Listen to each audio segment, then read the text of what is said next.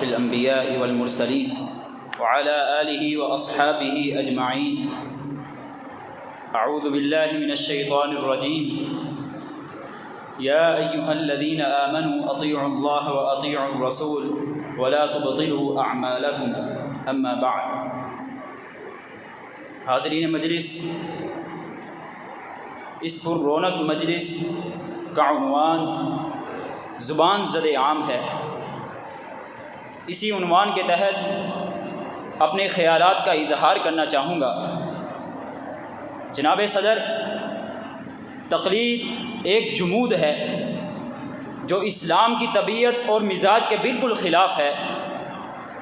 دین اسلام نے قرآن و حدیث کو اساس قرار دے کر ہر دور کے اندر شخصی آراء و افکار اور تقلید جامد سے لوگوں کے اذہان کو ہر قیمت پر دور رکھنا چاہا ہے. قرآن و حدیث نے ہمیشہ شخصی آراء سے دور ہو کر حریت فکر کی حمایت کی ہے.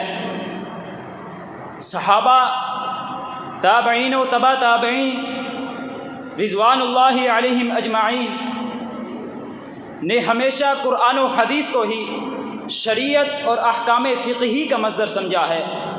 لیکن آج کے اس پرفتن دور میں لوگوں کی ایک جماعت نے اندھا دھند تقلید کے اندر قرآن و حدیث کو صرف نظر کرتے ہوئے اللہ تعالیٰ کے احکامات سے اعلان برات کر دیا ہے. حالانکہ اللہ تعالیٰ نے نبی علیہ الصلاۃ والسلام کی اطاعت کو باعث رحمت بنا دیا. اللہ تعالیٰ نے فرمایا وَأَطِيعُوا الرَّسُولَ لَعَلَّكُمْ تُرْحَمُونَ. آئیے میں آپ کے سامنے اس بات کو واضح کر دینا چاہتا ہوں کہ قرآن مجید اس بارے میں کیا اعلان کرتا ہے. فرمان ربی ہے فَلَا وَرَبِّكَ لَا يُؤْمِنُونَ حَتَّى يُحَكِّمُوكَ فِي مَا شَجَرَ بَيْنَهُمْ ثُمَّ لَا يَجِدُوا فِي أَنفُسِهِمْ حَرَجًا مِّمَّا قَضَيْتَ وَيُسَلِّمُوا تَسْلِيمًا. وہ شخص اس وقت تک مومن نہیں ہو سکتا جب تک نبی علیہ الصلاۃ والسلام کے فرمان کو قبول نہ کر لے، حتیٰ کہ اپنے دل کے اندر ذرہ برابر تنگی بھی محسوس نہ کرے. نبی علیہ الصلاۃ والسلام کا فرمان آئے اپنا سر تسلیم خم کر دے. یہ آیت اس امر پر دلالت کرتی ہے کہ شخص ایمان حقیقی اسی شخص کو حاصل ہو سکتا ہے جو اللہ اور اللہ کے رسول کو اپنے نفس پر حاکم بنا دے. قول ہو یا فعل، کسی چیز کو اختیار کرنا ہو یا رد کر دینا ہو، کسی سے محبت کرنی ہو یا بغض رکھنا ہو، صرف اس کے اندر اللہ اور اللہ کے رسول کی اطاعت کا فرما ہے. یہیں پر بس نہیں، اللہ تعالیٰ نے ایک اور جگہ پر فرمایا وَإِذَا قِيلَ لَهُمْ تَعَالَوْا إِلَى مَا أَنزَلَ اللَّهُ وَإِلَى الرَّسُولِ رَأَيْتَ الْمُنَافِقِينَ يَصُدُّونَ عَنْكَ صُدُودًا. اے اللہ کے نبی، جب آپ کوئی فرمان دے دیں تو اس سے کوئی دور ہو کر کسی ہنسی کے قول کی طرف آئے، وہ منافقت کے تابع ہو گیا.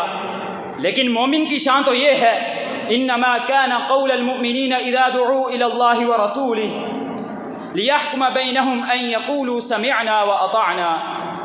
حضرات مکرم، سمعنا واطعنا کے اصل مصداق تو صحابہ کرام ہیں. نبی علیہ الصلاۃ والسلام نے فرمایا علیکم بسنتی وسنت الخلفاء الراشدین المہدیین.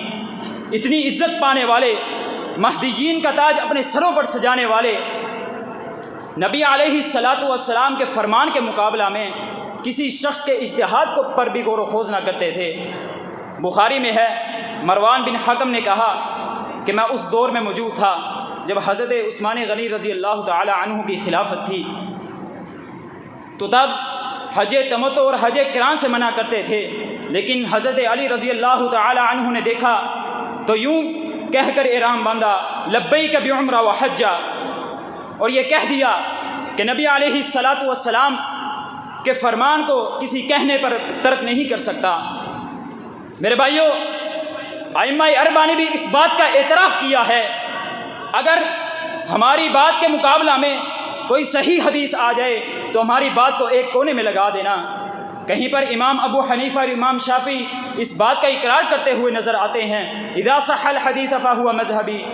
علام الموقعین کے اوراق کو کھنگالتا ہوں، امام احمد کا یہ قول نظر آتا ہے، لا تقلدونی ولا تقلدوا مالکا ولا الشافعی ولا الاوزاعی ولا الثوری خذوا من حیث اخذوا۔ لیکن آج کا یہ مسلم تقلید کی پیروی کرتے ہوئے، اس کو راہ نجات مانتا ہوئے قرآن و حدیث کو صرف نظر کر دیتا ہے۔